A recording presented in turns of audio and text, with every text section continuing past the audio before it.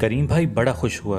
कहने लगा, माशाल्लाह, पाकिस्तान के हर नौजवान का यही अकीदा और यही अज़्म होना चाहिए। हमारे लिए पाकिस्तान इस्लाम का कला है और इस कले को ज़्यादा से ज़्यादा मजबूत बनाकर कायम रखने ही में हम हिंदुस्तान के मुसलमानों की बका है। अब अल्लाह का नाम लेकर उठो, मैं तुम्हें ट्राइडेंट होटल के करीब उतार दूंगा। करीम भाई की पुरानी मॉरिस गाड़ी क्वार्टर के अकब में दरख्तों के नीचे खड़ी थी। हम गाड़ी में बैठ गए और गाड़ी शहर की तरफ चल पड़ी। आसमान पर बादल भी थे और कभी कभी धूप भी निकल आती थी। फ़ज़ा में हबस था। गाड़ी शहर के मज़ाफ़ात से निकलकर शहर के गुंजान आबादी वाले इलाके में आ गई।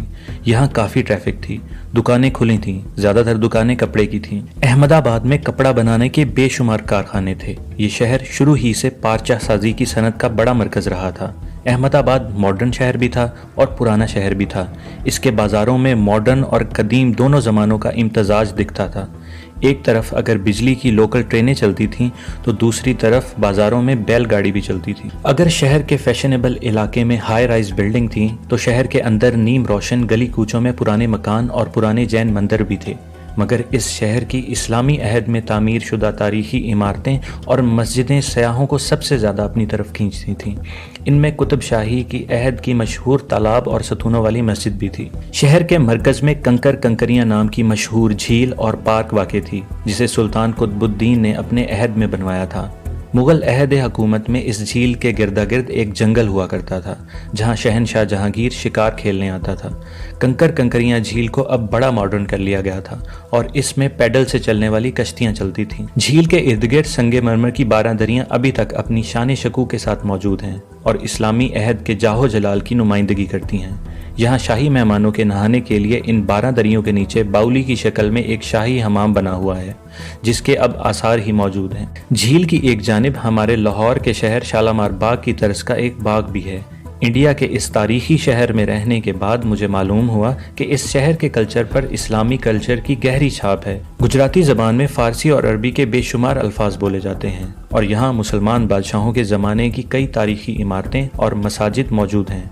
करीम भाई की मॉरिस गाड़ी अब शहर के गुंजान इलाके से निकलकर शहर के फैशनेबल इलाके में दाखिल हो चुकी थी।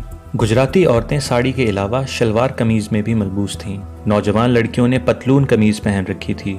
कई लड़कियां स्कूटर चलाती भी नजर आईं। हमारी गाड़ी एक कुशादा सड़क पर गुजर रही थी, जिसकी एक जानिब कोठियां, बंगले और दूसरी जानिब ऊंची बिल्डिंगें खड़ी थीं। फिर एक पार्क आ गया। करीम भाई ने इस पार्क के पीछे आकर गाड़ी एक तरफ खड़ी कर दी। ट्राइडेंट होटल इस पार्क के जनूबी गेट के बिल्कुल सामने है। अब तुम वहां जाओगे और अपने मिशन का आगाज करोगे। साराबाई डांस सेंटर का हदूद अरबा और एड्रेस मैंने तुम्हें बता दिया है।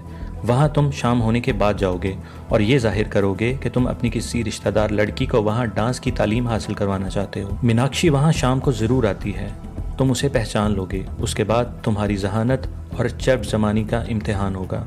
खुदा हाफिज। मैं गाड़ी से निकलकर खामोशी से पार्क के जनूबी गेट की तरफ चल पड़ा। करीम भाई वहीं से गाड़ी मोड़कर वापस चला गया।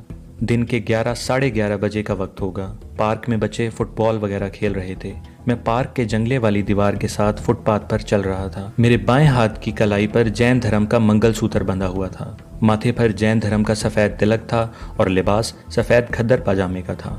पाँव में कोल्हापुरी चप्पल थी। मैं बिल्कुल जैनी हिंदू लग रहा था। जनूबी गेट पर आकर मैंने सामने निगाह डाली। कुशादा सड़क की दूसरी जानब एक 3 मंजिला 5 स्टार होटल की मॉडर्न बिल्डिंग खड़ी थी। मैं सड़क क्रॉस करके होटल के गेट में से गुजरता हुआ इसकी लॉबी में आ गया।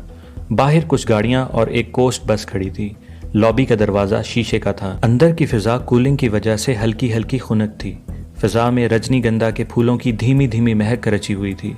इन फूलों के बड़े बड़े गुलदस्ते लॉबी के कोनों में क्रिस्टल के मेज़ों पर सजे हुए थे। काउंटर पर एक लड़की फ़ोन सुन रही थी। मैं इसके पास आ गया। लड़की नौजवान थी। बालों के जूड़े में मोतिये के सफ़ेद फूल सज रहे थे। इसने सब्ज किनारों वाली जर्द रंग की रेशमी साड़ी पहन रखी थी। ये दोनों रंग गुजरात काठियावाड़ के ख़ास रंग हैं। लड़की ने फ़ौरन फ़ोन रख दिया और मेरी तरफ देखकर मुस्कुराते हुए अंग्रेज़ी में कहा, मैं आपकी क्या खिदमत कर सकती हूँ। मैंने उसे बताया कि मैं दिल्ली से अहमदाबाद के तारीख़ी मंदिरों की यात्रा के लिए आया हूँ। मेरा नाम दासवर्धन है। मैं 2-3 दिन होटल में क़याम करूँगा। लड़की ने बड़ी खुश इखलाकी के साथ एक कार्ड मेरे आगे रख दिया। प्लीज़ इस पर अपना नाम और दिल्ली का एड्रेस लिख दें। मैंने कार्ड पर अपना नाम दासवर्धन और दिल्ली का एक जाली एड्रेस लिख दिया। उसने अपने रजिस्टर में भी मेरे नाम का इंदराज किया और 800 रुपये की अदायगी के लिए कहा। मैंने उसी वक्त अदायगी कर दी। लड़की ने एक होटल बॉय को इशारा किया और चाबी देकर कहा, साहब को ऊपर इनके कमरे में पहुंचा दो।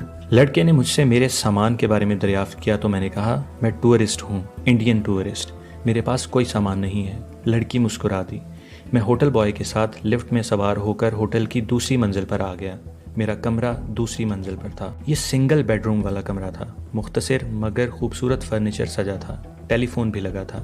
मैंने होटल बॉय को 5 रुपए टिप दिए और कहा, अभी मैं स्वामी नारायण जी के मंदिर जा रहा हूँ, 1 घंटे बाद आकर भोजन करूँगा।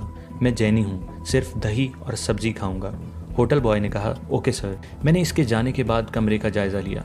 खिड़की का पर्दा हटाकर देखा। यहाँ से सड़क और पार्क का मंजर साफ नज़र आ रहा था। बाथरूम में जाकर साबुन से हाथ साफ किए और कमरे को ताला लगाकर नीचे लॉबी में आ गया। चाबी काउंटर पर दी और बाहर आकर टैक्सी ली और उसे लॉ बाज़ार जाने को कहा। लॉ बाज़ार अहमदाबाद का कारोबारी सेंटर है और हमारे लाहौर के अनारकली बाज़ार की तरह है।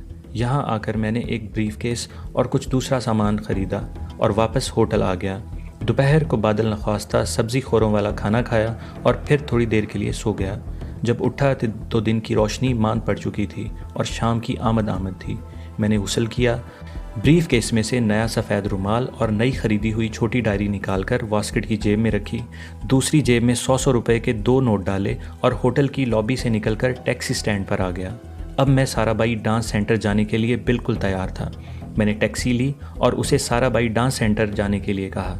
टैक्सी सड़क पर एक तरफ रवाना हो गई। शाम का सुरमई धुंधलका सड़क के दरख्तों को अपनी लपेट में ले रहा था। सड़क की बत्तियां रोशन हो गई थीं। साराबाई डांस सेंटर पहुंचते पहुंचते शाम गहरी हो चुकी थी। साराबाई डांस सेंटर सड़क से हटकर 1-2 मंजिला खूबसूरत कोठी में कायम था। गेट पर गुजराती और अंग्रेजी जुबान में सेंटर के नाम का बोर्ड लगा था। गेट के पास स्टूल पर एक गोरखा चौकीदार बैठा था। मुझे देखकर वो उठ खड़ा हुआ। मैंने उससे पूछा, रीनालैनी देवी अंदर हैं? गोरखे ने जवाब दिया, जी हाँ। मैं कोठी के बरामदे की तरफ बढ़ा जहाँ खूब रोशनियाँ हो रही थीं। कोठी के बागीचे में भी रोशनी थी। दरमियान में शिव देवता की मूर्ति लगी थी जिसमें उसे डांस करते दिखाया गया था। 2 गाड़ियाँ बरामदे की एक जानब खड़ी थीं। बरामदे में छोटे से खूबसूरत काउंटर के पीछे एक गुजराती लड़की बैठी थी। उसके करीब गुलदान में रजनीगंधा के फूल सज रहे थे। मैंने करीब जाकर कहा, मेरा नाम दासवर्धन है, मुझे देवी रीनालैनी जी से मिलना है। मैंने ये जुमले अंग्रेज़ी ज़ुबान में अदा किए थे। लड़की ने भी बड़ी सादा और ख़ूबसूरत अंग्रेज़ी में मुझसे पूछा कि मैं रीनालैनी देवी से क्यों मिलना चाहता हूँ। मैंने कहा, मैं अपनी भांजी को यहाँ डांस सिखाना चाहता हूँ, मैं दिल्ली से आया हूँ। लड़की ने कहा, अंदर वेटिंग रूम में तशरीफ़ रखें, मैं देवी रीनालैनी को आपके बारे में इत्तला करती हूँ। मैं वेटिंग रूम में आकर सोफ़े पर बैठ गया। वहाँ पहले से 2 औरतें और एक उधेड़ मर्द बैठा था। ड्राइंग रूम की दीवारों पर इंडिया के मशहूर डांसरों की पेंट की हुई तस्वीरें लगी थीं। कार्निस के ऊपर दोनों जानिब शिव देवता के डांस के पोज वाले कांसी के मुजस्मे रखे हुए थे। कांस के ऊपर किसी खूबसूरत मगर ज़्यादा उम्र की औरत की ऑयल में पेंट की हुई तस्वीर लगी थी। इस औरत के जूड़े में भी मोतिये के फूल सजे हुए थे। इसकी आंखें बड़ी बड़ी थीं, नाक सुतवां था और थोड़ा सा मुस्कुरा रही थी। तस्वीर के नीचे अंग्रेज़ी में कुछ लिखा था जो दूर से मैं पढ़ नहीं सकता था। ये इस डांस सेंटर की मालिका रीनालैनी देवी की ही तस्वीर हो सकती थी। एक दुबली पतली मगर खुश शक्ल लड़की ड्राइंग रूम के अंदर की जानिब खुलने वाले दरवाजे का पर्दा हटा कर आई। उसने मेरे सामने वाले सोफे पर बैठी हुई खवातीन और उनके मर्द को इशारे से बुलाया। तीनों अंदर चले गए और मुझे कुछ देर बाद तबले की थाप और हारमोनियम की आवाज़ आने लगी। फिर घुंघरुओं की हल्की हल्की झनकार भी सुनाई देने लगी। 1 आध मिनट के बाद ये आवाज़ें रुक गईं। मैं सोफे पर बड़े आराम से बैठा था। दरवाजे का पर्दा हटा, दोनों औरतें और मर्द निकले और गुजराती में आपस में कुछ बातें करते हुए ड्राइंग रूम से बाहर निकल गए। इसके साथ ही वही लड़की एक बार फिर आई। उसने अंग्रेज़ी में मुझसे पूछा कि क्या दासवर्धन मेरा नाम है। मैंने सोफे पर से उठते हुए कहा, हाँ, मैं ही दासवर्धना या दासवर्धन हूँ। लड़की ने कहा, प्लीज़ फॉलो मी।